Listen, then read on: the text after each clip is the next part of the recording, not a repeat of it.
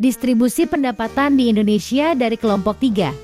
Sebelum itu izinkan kami perkenalan terlebih dahulu. Ahmad Zaki Ulul Fadli Istiqomah Dwi Wulandari.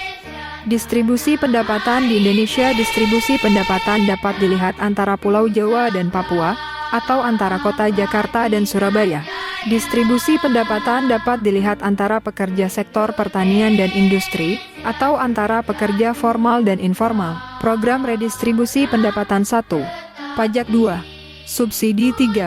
Corporate Social Responsibility (CSR) 4. Kredit atau pinjaman lunak 5. Zakat atau sedekah 6. Pembayaran langsung 7. Penyediaan barang dan jasa 8. Pemberdayaan masyarakat 9. Pengembangan usaha atau industri kecil. Faktor yang mempengaruhi pendapatan nasional 1. Kualitas sumber daya manusia (SDM) 2. Potensi sumber daya alam (SDA) 3. Jumlah modal yang digunakan 4. Tingkat teknologi yang digunakan 5. Stabilitas keamanan 6. Kebijakan pemerintah. Kurva Lorenz. Kurva Lorenz adalah kurva tentang ketidakmerataan pembagian kekayaan atau pendapatan. Dalam kurva Lorenz terdapat dua sumbu, yaitu sumbu horizontal dan sumbu vertikal. Sumbu horizontal menunjukkan bagian kumulatif penduduk dari 0 sampai 100%. Sumbu vertikal bagian kumulatif kekayaan atau pendapatan dari paling miskin sampai paling kaya. Semakin dekat kurva dengan garis diagonal, semakin kecil tingkat ketidakmerataan atau makin sempurna pembagian pendapatannya. Berikut ini contoh kurva Lorenz Denmark, Hungaria, Namibia. Rasio Gini atau koefisien Gini. Rasio Gini biasanya digunakan untuk mengukur kesenjangan pendapatan dan kekayaan. Di seluruh dunia, koefisien bervariasi dari 0,25 Denmark hingga 0,70 Namibia.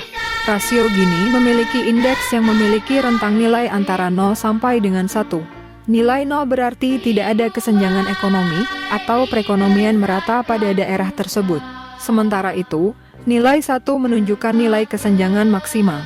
Kriteria Bank Dunia. Kriteria Bank Dunia berguna untuk mengukur tingkat ketimpangan dengan memfokuskan pada berapa besar persentase yang diterima oleh 40% kelompok penduduk dengan penghasilan terendah terhadap seluruh pendapatan penduduk di suatu daerah.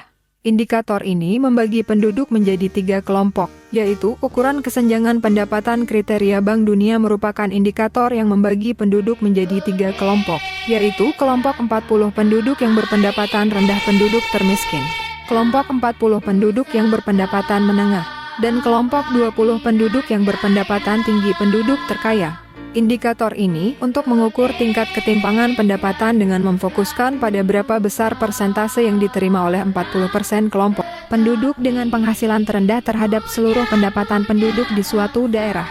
Selanjutnya, tingkat ketimpangan pendapatan penduduk menurut Bank Dunia terpusat pada kelompok 40 penduduk berpendapatan rendah, dengan kriteria sebagai berikut. Bila persentase pendapatan yang diterima oleh kelompok tersebut lebih kecil dari 12, berarti tingkat ketimpangan sebaran pendapatan tergolong tinggi.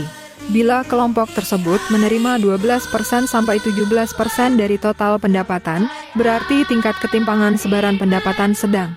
Bila kelompok tersebut menerima lebih dari 17% dari total pendapatan, berarti tingkat ketimpangan sebaran pendapatan rendah. Faktor-faktor yang mempengaruhi kemiskinan di Indonesia. 1. Sulitnya mendapat pekerjaan karena kalah saing dengan yang mempunyai ijazah sarjana, sehingga yang hanya lulusan SMA atau SMK saat ini sangat sulit untuk mendapat pekerjaan. 2.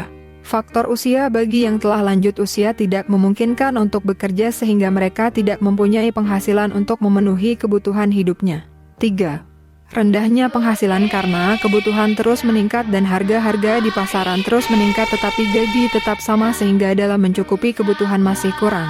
4. Hilangnya pekerjaan. Seperti yang kita ketahui saat COVID-19 lalu, banyak pekerja yang kehilangan pekerjaan mereka karena pengurangan tenaga kerja.